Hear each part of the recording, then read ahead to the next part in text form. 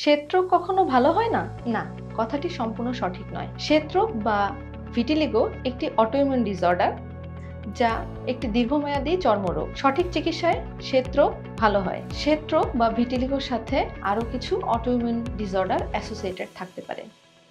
আমরা ল্যাব ইনভেস্টিগেশনের মাধ্যমে autoimmune ডিসঅর্ডারগুলোকে identify করি এবং অ্যাসোসিয়েটেড ট্রিটমেন্ট দিয়ে থাকি। ভিটিলিগোর চিকিৎসায় খাবার এবং ব্যবহার করার ওষুধের মধ্যে আমরা ঢাকা ডার্মাটোলজি ইনস্টিটিউট এবং লেজার ট্রিটে টার্গেটেড থেরাপি এবং বায়োলজিক্স ব্যবহার করে থাকি, যা একটি অত্যন্ত কার্যকর ট্রিটমেন্ট। এর পাশাপাশি আমরা এক্সাইমা লেজার এবং ন্যারোব্যান্ড ইউভিবি ফটোথেরাপি দিই। ভিটিলিগো বা শ্বেতরোগের চিকিৎসায় এক পর্যায়ে 6 মাস থেকে 1 বছর যখন কোনো ভিটিলিজিনাস প্যাচ বা সাদা দাগ একই অবস্থায় থাকে, আকারে আর বৃদ্ধি না পায় এবং শরীরের অন্য কোনো জায়গায় দেখা না দেয়, তখন এই ধরনের কন্ডিশনকে আমরা স্টেবল ভিটিলিগো বলি। স্টেবল ভিটিলিগো একটি সম্পূর্ণ নিরাময়যোগ্য রোগ। পাঞ্চ গ্রাফটের মাধ্যমে শরীরের কিছু নির্দিষ্ট জায়গা থেকে স্কিন টিস্যু নিয়ে আমরা ভিটিলিজিনাস প্যাচ বা সাদা দাগে প্রতিস্থাপন করার মাধ্যমে সম্পূর্ণভাবে এই শ্বেতরোগ নির্মূল করা সম্ভব। শ্বেতরোগ বা ভিটিলিগো নিয়ে আর দুশ্চিন্তা নয়,